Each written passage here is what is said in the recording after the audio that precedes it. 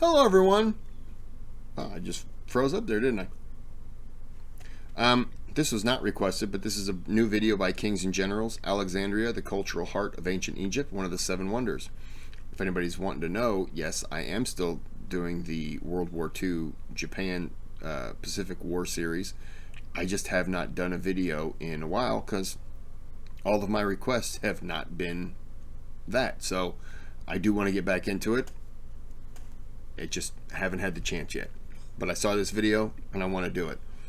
So, not much I can add to it. So let's just do the video.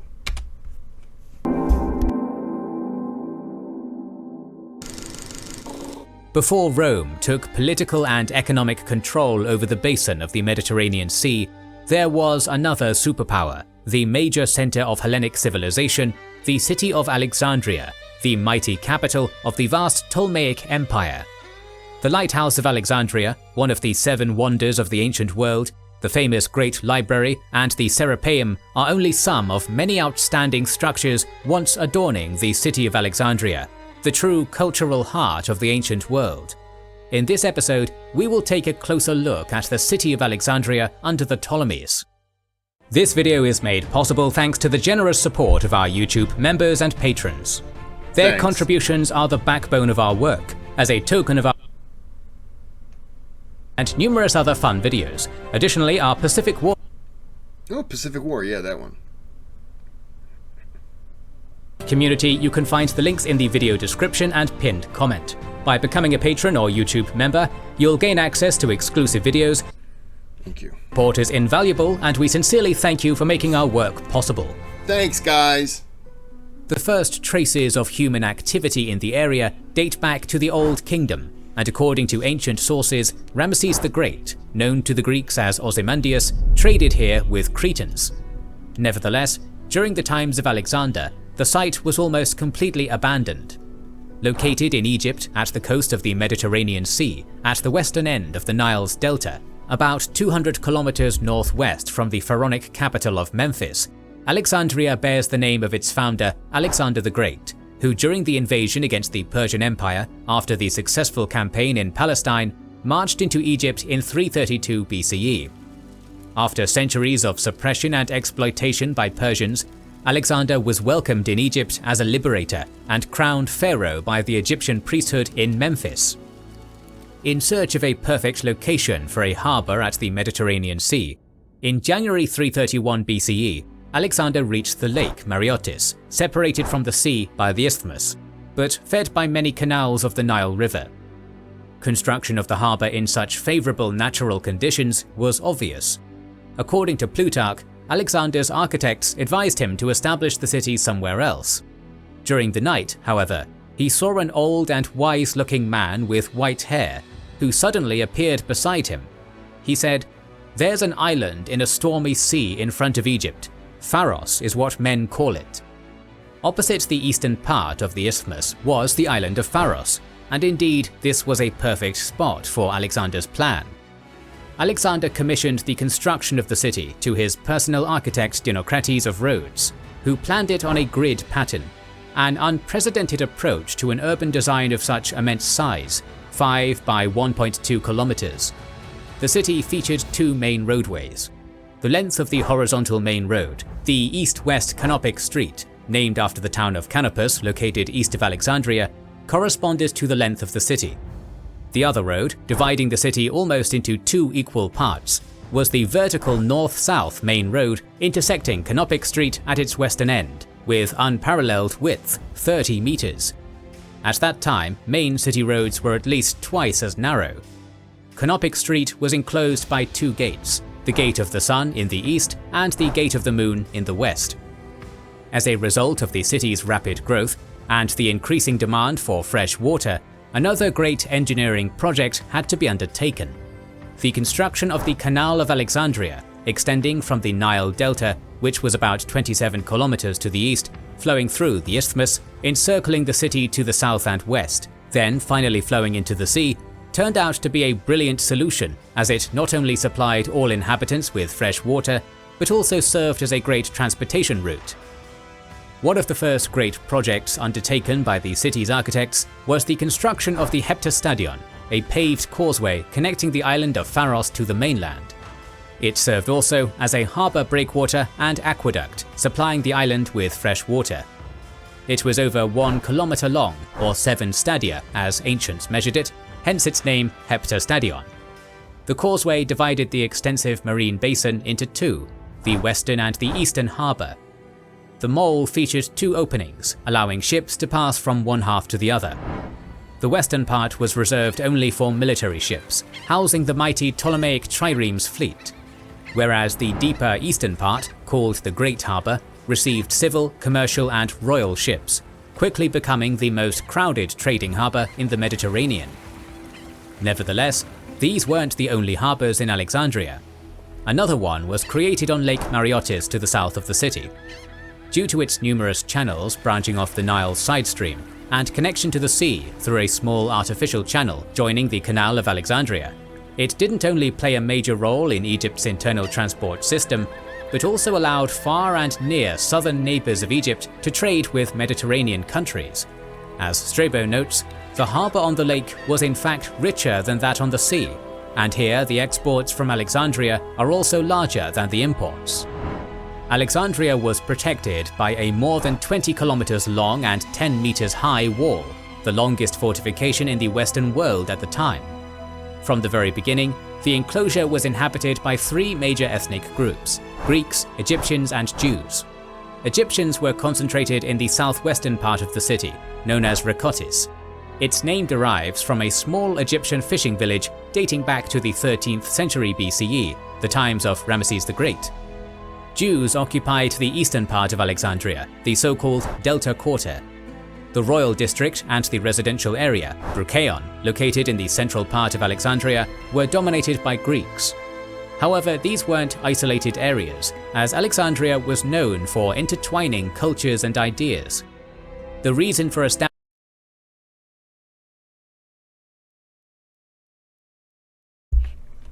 Don't know why I did that.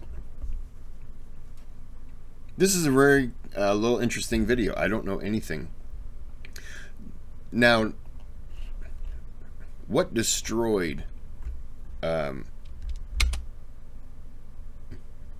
The reason for establishing Alexandria was naturally a harbour.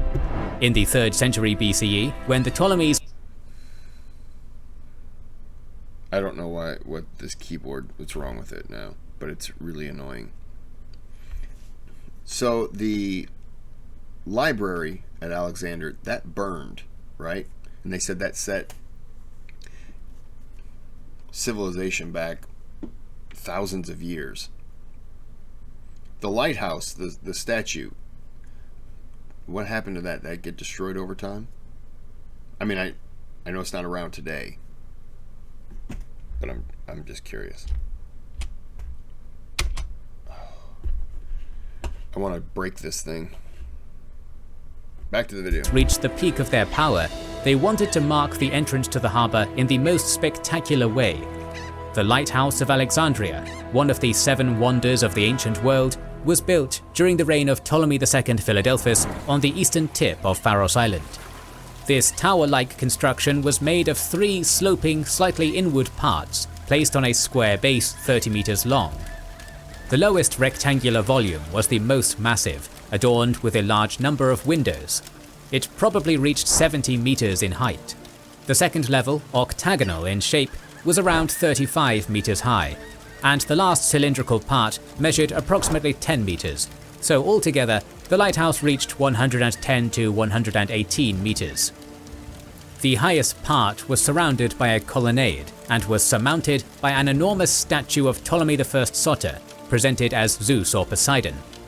The heart of the lighthouse, its beacon, during the day employed huge mirrors reflecting sunlight, whereas at night a great fire was lit to help sailors navigate through a narrow passage to the harbour, which was surrounded by dangerous rocks and reefs.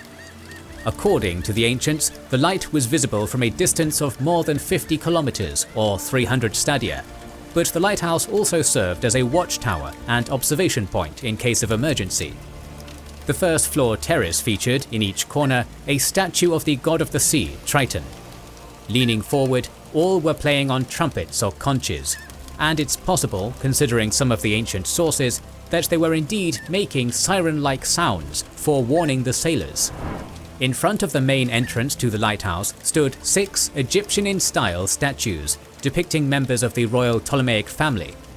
From here, a 183-meter-long passageway with 16 arches joined this superb structure, the unequivocal highlight of Alexandria, with the rest of the island. The best showcase of wealth and splendor of Ptolemaic Egypt was to be found in the palace area, located on the shores of the Great Harbour. The entire district featured lush greenery, temples and palaces. One of the marvelous royal palaces was constructed on the strongly fortified peninsula Lokias. It had its own hidden harbour and was surrounded by pavilions and parks, and even housed on its premises the Temple of Isis. The palace served also as a citadel. The coastal strip displayed dozens of lavish Ptolemaic palaces with wide peristyle courts, pools and fountains. There was also a wide promenade with splendid gardens. The entire area, also known as the Royal District, represented the idyllic vision of the perfect Hellenistic city. The Theatre of Dionysus, probably built by Ptolemy I Soter, was directly adjacent to one of the royal palaces. Just next to it, almost in the very heart of the city, a Ptolemaic royal necropolis called Soma was built in 215 BCE by the order of Ptolemy IV Philopator. In its focal point stood an enormous burial monument of Alexander the Great, whose body was reburied there in 215 BCE. We don't know what this tomb looked like, but it was most likely inspired by the famous Mausoleum at Halicarnassus, one of the 7 wonders of the ancient world. Ptolemy kept the tomb open for pilgrims and tourists. It quickly became one of the city's highlights, attracting masses of visitors. The most famous building, most likely located in the palace area, was the Great Library of Alexandria. It was a part of a greater complex known as the Museum, the House of Muses. It was built by Ptolemy II Philadelphus, who invited some of the greatest thinkers and scholars of his time to Egypt. They worked and lived in luxurious conditions provided by the king. This was probably one of the most brilliant, if not the most brilliant move of Ptolemy, as Alexandria was quickly announced as the intellectual center of the world, additionally making the Ptolemies beneficiaries of new ideas and discoveries. Though we don't have much evidence on the museum's layout, according to Strabo, it most likely resembled today's university campus, with open-air lecture halls, private study rooms, residential areas, and vast botanical and zoological gardens. The modern word museum originates exactly from this ancient research institute. The Great Library was most likely planned by Ptolemy I Soter, but wasn't finished until the reign of his successor, Ptolemy II Philadelphus. It was probably the largest building in the museum complex, and as reported by Strabo, located on the shore of Alexandria, but no visual representations or detailed descriptions have survived. It stored, depending on the source, from 40,000 up to 500,000 papyrus scrolls, including the entire knowledge of the ancient world. In the central part of the city, still in the Brochéon Quarter, a Pantheon was located. It was a round staired mount with a shrine of Pan on top, surrounded by a vast park. Sorry. The scrolls containing all the knowledge of the world. Yeah. I could see why that would definitely not be something you'd want to lose. Oh, can you imagine how much further civilization would be?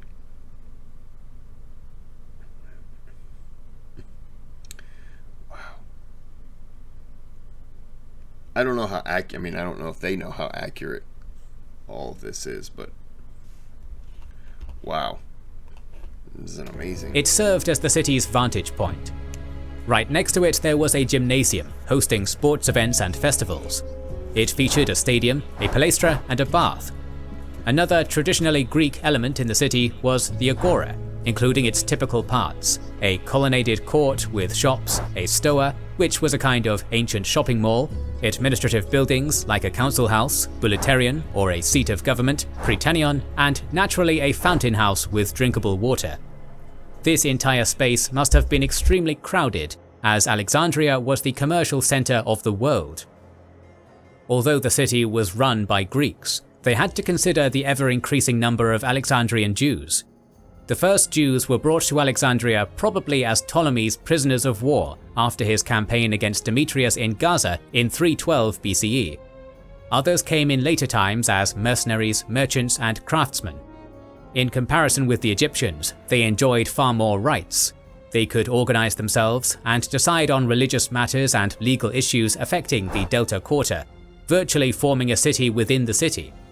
Moreover, Alexandria featured a large number of synagogues. Alexandrian Jews felt and were perceived as part of the Hellenes. It's underlined by the words of one of their philosophers, Philo, who claimed the city to be our Alexandria and Greek our language. Although the most numerous ethnic group constituted Egyptians, they were citizens of a second category, seen by Greeks as uncivilized and belonging to the lowest and the most impoverished social class. Fully taxed and called foreigners by the Greeks, Alexandrian Egyptians could be expelled from the city at any time. The only high-ranking function they were allowed to perform was a priesthood. These privileged individuals, especially the priests of Serapis, had close access to the Ptolemies, and their most populous and the poorest quarter housed one of the many recognized symbols of Alexandria, the Serapeum. Serapis, a Greco-Egyptian deity, was a composite god, represented like other Greek gods, but named after and identified with Egyptian deities Apis and Osiris. The latter had been worshipped in the same spot in a small village called Rakotis long before Alexandria was founded. Serapis was a major protector of the city, and his cult was popularized by the Ptolemies. The Serapeum was located close to the city walls on an artificial hill in the southwestern part of Alexandria. The temenos, holy grounds, measured 142 meters in length and 55 meters in width. Surrounded by a rectangular peristyle, this sacred enclosure in the Ptolemaic times most likely included 5 structures.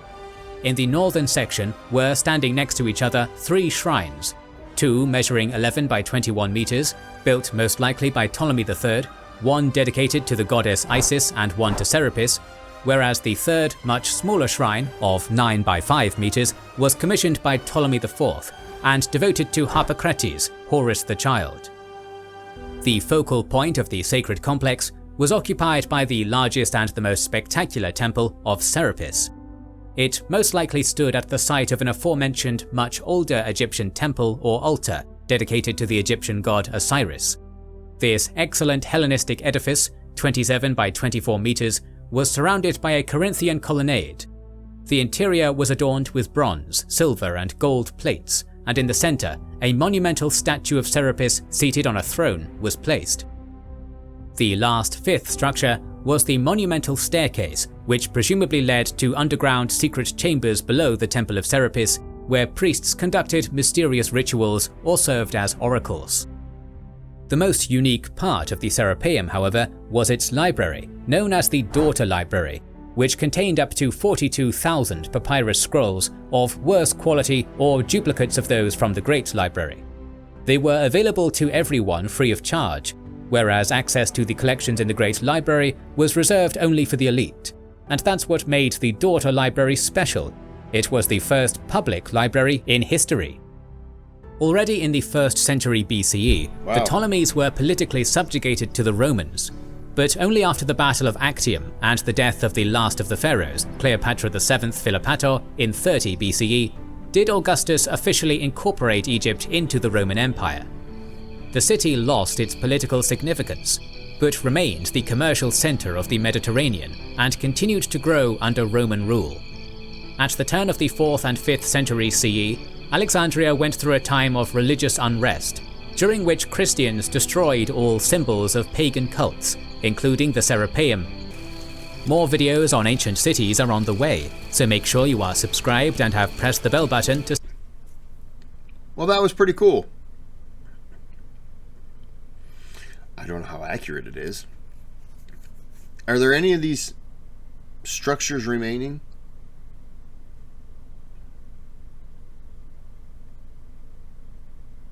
I'm sitting here like I'm waiting for an answer. Okay, so we're going to end this here, and I am hungry, so I'm going to get food. I put it here, and then I chew, and it goes down into my stomach. one of many stomachs that I have. So there's a thanks button. You can donate to the channel. You don't have to. All donations are appreciated. Thank you very much. You can subscribe. That helps. It doesn't help Kings and Generals. They stole a lot of my subscribers. People don't know that. That's not true at all. And you can give a thumbs up. That helps because of the algorithm stuff. And until next time, just have a good day, have a good night. Let's see if this button works. I don't think it does.